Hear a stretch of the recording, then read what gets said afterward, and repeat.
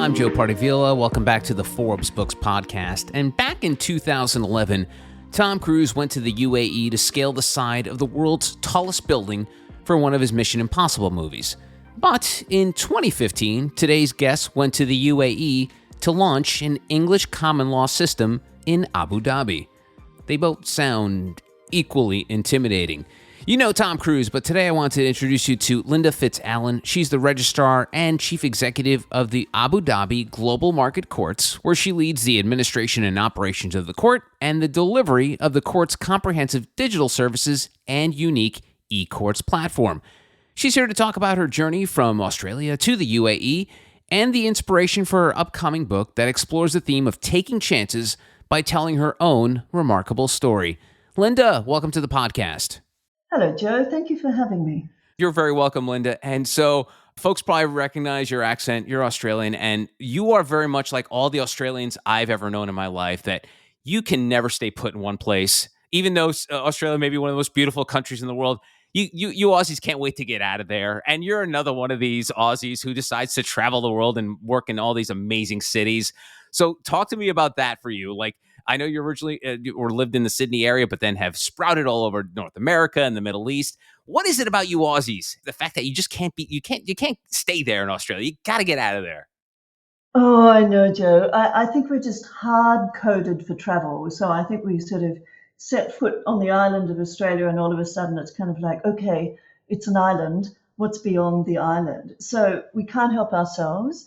It remains the young Australians' rite of passage to, after high school, before university, to either take a year off, the gap year and go travelling, or at some stage do that. But we cannot stay put in Australia. I don't know. It's just something about us. But I do think it's because we feel that we live such a long way away from the rest of the world, and it's so different, and we have no physical borders. That it's really nice to go and travel and sort of get in the mix of the rest of the world.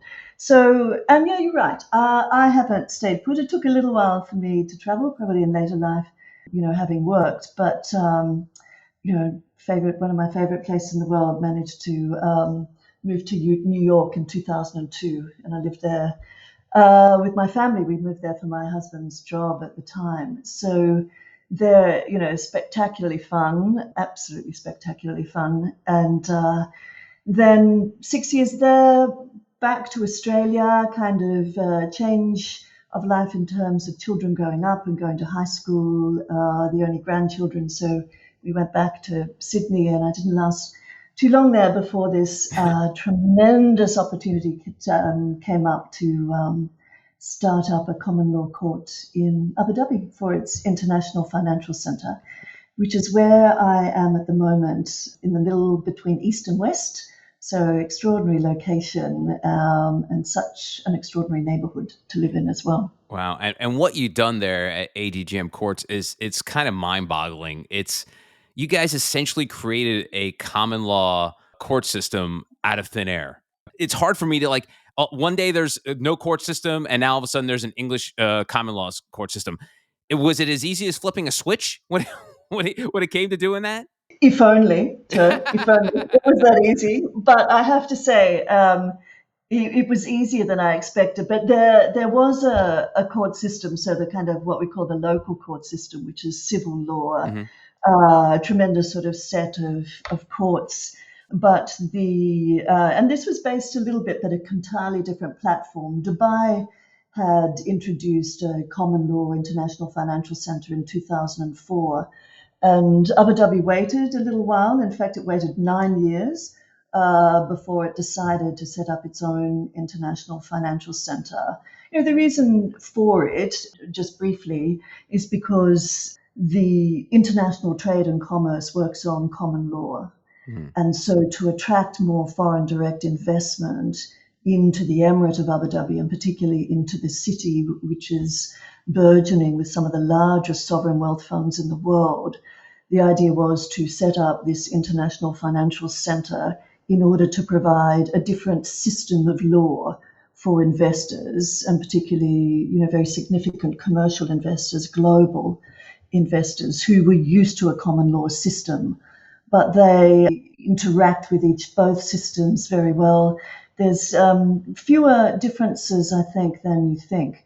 But so I arrived here in 2015 without a courtroom, without any rules, without any regulations, with 4 judges and a chief justice. But other than that, nothing else that resembled a court. Wow. And it was, as I said to my Chief Justice, I was at the New South Wales Supreme Court before I came here, which is why I was asked to come here, because I'd already been at New South Wales Supreme Court for just on 5 years by that time.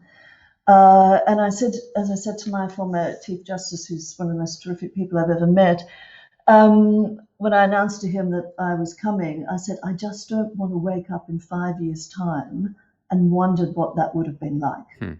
That's a little bit of kind of the way I tick, is that it's just better to grab that opportunity and do something. If it doesn't work out, kind of so be it. You make it into something else, or you go back to what you do, or whatever. There's always something that's created from what you do. And so here I am, 7 years later, having set it up, and the court working extremely well now, highly digitized. We have massive technology in the court. And it's just been a tremendous opportunity and really a privilege, because of the incredible passion and drive of the leadership of Abu Dhabi to make this into a burgeoning international financial center. And the court is really an integral part of that. So lucky me, essentially, having had that opportunity is how I look at it. All right. Well, I have a lot to unpack there. One, the opportunity, but two, you mentioned the technology piece of what you introduced there with ADGM courts. And one of the things that you introduced was eCourts in 2018, which was sort of ahead of its time, literally 2 years before the pandemic, where eCourts was even a thing people would even consider doing in most regions. But what was that like to introduce that idea of being able to just hold court online? Yeah, fantastic. Like, extraordinary breath of fresh air, and really transforming the way a court worked. I'd come from a very busy court where there was a digital system, but not in everything that was done by the court. Whereas when I came here, my chairman at the time had said to me, you've just got to make this different. You've just got to make this. You've got to drive technology through it. And I said, it's just that, for me, is an incredible passion to do something with greenfields. So, very lucky with greenfields, no legacy of cases. So a bit scary too, not to be seen to squander an extraordinary opportunity to really make something out of it. But yeah, you're right. We created this eCourts platform. So 7 days a week, 24 hours a day, you can file any document you want. We see it most times of the day and night. And everything. We were doing hearings in 2018, because most of the people who use the court are literally not in our demographic. Like, they could be most of them are in London, to be perfectly honest, particularly the lawyers. And so we had to make it so that people anywhere around the world can sit in their office or at their home desk and really transact with the court on their cases. So that's what we created in 2018, and the pandemic arrived, of course, in March 2020, and we seamlessly continued. So we made no changes, which was just fantastic. So while the rest of the world was kind of readjusting and all going online and whatever else, we were like, no, same for us, just totally seamless and uninterrupted. And the challenge now is for us to do more, which we have created more just recently. But a technology-driven court is not just about virtual hearings. It's really about everything you do in the justice sector. The way cases are managed, the way the trials are run. Absolutely every aspect of it has to be digitized. Otherwise, you're really not on that kind of transformational piece. Out of curiosity, in 2020, did all your court friends call you up and be like, hey, Linda, how'd you do that? Because we need to do this now. Were you getting a lot of folks hitting you up for advice? I had quite a few folks hitting me up for advice, saying, just give us a bit of an idea how we can at least get this part in or whatever. But yeah, interestingly. So yeah, and some have done bits and pieces of it. So yeah, I did. There were a few phone calls to try to work out how on earth it could be done. Awesome. And you have such a wonderful life that we've sort of alluded to, and your career path is just bonkers. And it's sort of what led you to your next step in life, and that's writing a book. And you sort of mentioned this line earlier in our conversation, but it's sort of going to be the driver of the book you're working on, and it's I don't want to wake up in 5 years and wonder what it would have been like. Has that always been part of your ethos of like no regrets and just take chances? Because it sounds like it is, but but is that something that developed over time, or is that sort of like a gene you were born with? I think it's probably developed more over time. I think I was hardwired for that a bit, and my mother used to always say better to regret something that you did, provided it wasn't a criminal act, than something that you didn't do. So I was not a massive risk taker. And I don't see it as being a massive risk taker. I just see it as, but you're right, I am like that. And I see it as just never wondering. I've never wanted to wonder what something would have been like. I would prefer to go, well, you know what? That didn't work. Hmm. Okay, all of that thinking, not so much. How can it work? But I've been blessed to have sort of most of those steps. If they haven't been as I thought they would at the start, they've gone on to extraordinarily different things which have worked in a different way. Hmm. So yeah, probably more sort of later over time that is kind of the way that I've ticked. But it will be, it's, I guess, deep down underneath, I think I always had that there, but with the assistance kind of a law degree, which is very portable, and the ability to travel and explore different places, supported, by incredible mentors and friends over the time. I think that, that's been just enormously helpful for me, and I've kind of thrived on that support in order to have the comfort that the decisions you make, leaping off, the ledge to a certain extent, is you're not expecting, a massively hard fall. So yeah, it's been great, and I will continue to do that. But and that's what I kind of explore in the book. It's not about preaching or making a speech about that sort of thing as to that's what you need to do, but rather something that I've found incredibly rewarding during my professional career. And it's something that you call constructive restlessness. And I guess Yeah. it goes to what you're talking about with your mother and everything like that. It's like, it's okay to take risks as long as, you're not breaking the law. So break that down for me, constructive restlessness. What it is for me is about, you kind of know in your career, when you're in a job, you kind of get to that point where something inside you tells you that you need to be thinking of something else, that you're sort of questioning each day, not kind of actively so that you're racking yourselves about, oh, is this the right job, and maybe I need a job. Nothing like that. It's really more, it's kind of more organic. All of a sudden, you sort of start to feel that there might be something else out there that, and you kind of see it in the role that you're in. Something will pique your interest and think, wow, that would be something I could do, or that would be a really great segue. So you get to that, and I call it a restlessness because it's and I call it constructive because it's leading you to opportunities as to plunging you into the depths of the fact that you're somewhere where you don't want to be or shouldn't be or not enjoying.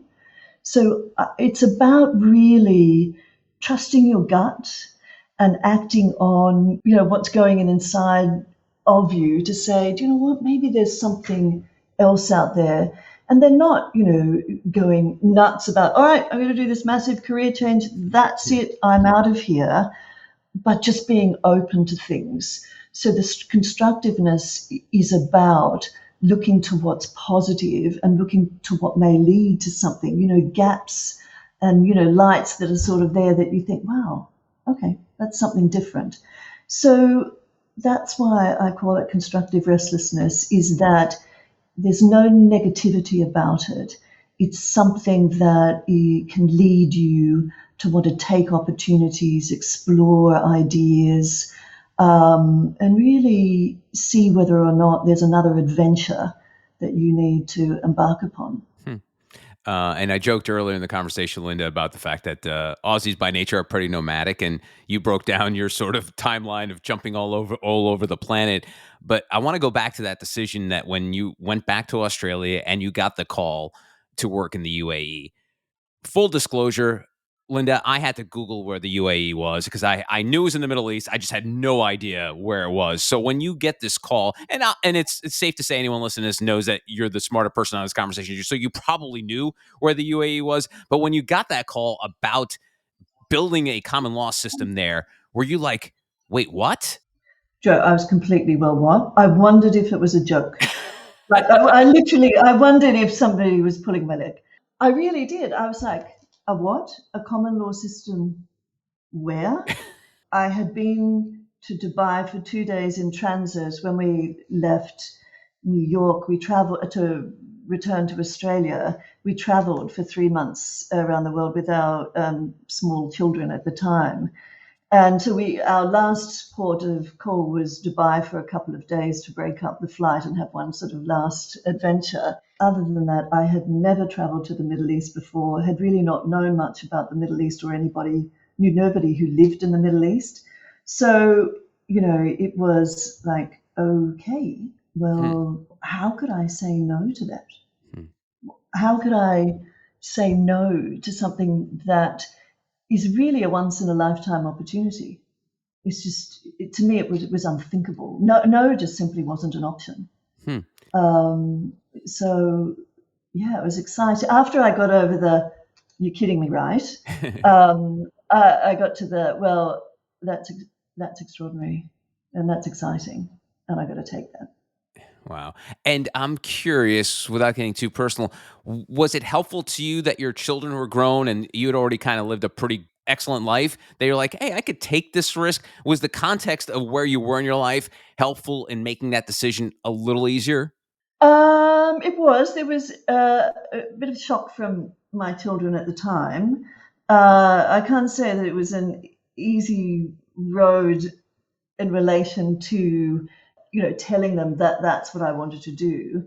But I'm blessed with children who understand that I'm a worker and I enjoy a professional career, and I find it makes me well-rounded. It's just a personal thing. And so, after the kind of immediate, like, so you're leaving, and how does that all work? And how does that affect me, Mom? You're leaving. Tell me about me. How is this going to affect what's going on in my life? Is that sort of how the conversations were going? Essentially, Essentially after and bless my son, he was like, "Hang on a minute, you're not taking the dog, right?" So once we worked out that our fabulous Wiley, the yellow Labrador, was staying at home, or once one of us was, it was like, all right, okay, well then that's fine then, so for him, I think that was around about 70% of the issue, was whether or not our dog was staying or not. So that's awesome. Yeah, but it was. I'm not going to say it was easy at the start. It was difficult at ensuring. Late teenagers have ups and downs, and to be there when you need it and make sure you're in touch. Not easy. Sometimes extremely difficult and extremely nerve-wracking, and a few trips back and that sort of thing. But at the end of the day, I think all of us realized that a really content, happier, or more content and happier household is when everybody's doing what they really want to do, rather than what they feel like they're entirely obligated to do without any regard to the subjective person. So, but I think I was lucky. I had a supportive husband and two children who understood the reason why, and then we kind of we made it work. And now they're much older now, and so a trip to the Middle East a couple of times a year, at least it was pre-COVID, and we'll start again, or to nice destinations around here, has become really part of the norm and fun, a That, fun part of our lives. that's awesome. And we talked about what you actually did with the court system there in the UAE, but what's it like working there? Because from what I understand, you have what's called a golden visa, which allows the executives to spend up to a decade there on a visa. So what's it like as an Aussie person working in the middle of the Middle East? I mean, is it the same? Is it different? Like, what's it like?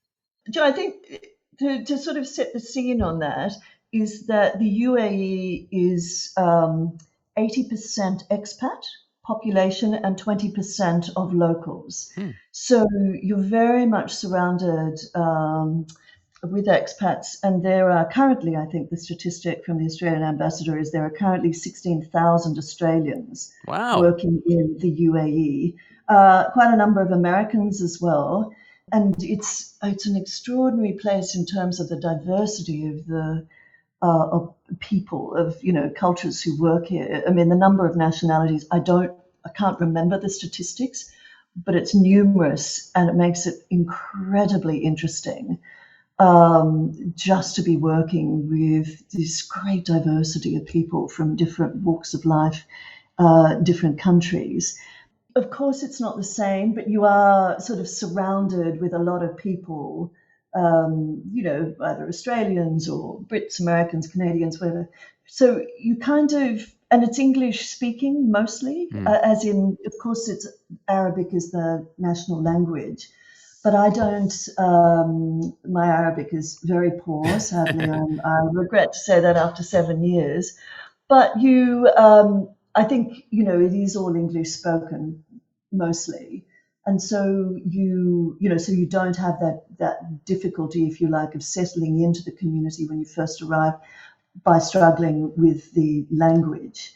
But it is a very welcoming country. It is a very good lifestyle here. Its progressive nature is extraordinary. I do the most incredibly interesting things here. There's not a lot that you can't do in terms of, activities, and that is increasing as the country really is opening up its borders for people to stay, for people to come and live here. So I was recently fortunate to be given a 10-year visa. The 10-year visa, golden visas are relatively new. So, yeah, and, that's it's terrific to have that. It really makes you settle in. So I'm completely settled here. And, the lifestyle is terrific. And the breadth of work from a professional perspective in the law, the types of cases that I see and talking to the lawyers here, it really is extraordinary in terms of great complexity, great interest, great cross-border involvement. So you can really do some cutting-edge things here in professional careers, and particularly now with the country's great commitment to supporting particularly tech entrepreneurs, but our entrepreneurial communities, really in order to drive more progression, more sort of technology and more innovation in the country. It's funny. You describe Abu Dhabi sort of like Charleston, South Carolina. I know it sounds very weird, but I relocated to Charleston in 2020 from the New York City area. And one of the things I always joke with is no one's actually from Charleston. There are two kinds of people. They came here for school and stayed, or they came here for a man or woman and stayed. So no one's actually from Charleston. So it's funny that there's all those expats around where you are. Well, did you have any idea that was a possibility, or did you think like, oh my God, I'm going to need to learn Arabic, or I'm going to be lost there? But the fact that there were so many expats there, was that sort of like a pleasant surprise? We're like, oh, that's cool that I have folks that grew up like me that are all around me. Yeah, I knew that there were a lot of expats here beforehand, like as I'd sort of started to do a lot of research. I mean, it sounds like I sort of got the call and just left, but I did do a lot of talking to people, and I was given the opportunity to talk to a lot of people here to say, look, don't take it from us, but go and talk to these people about the life that they enjoy.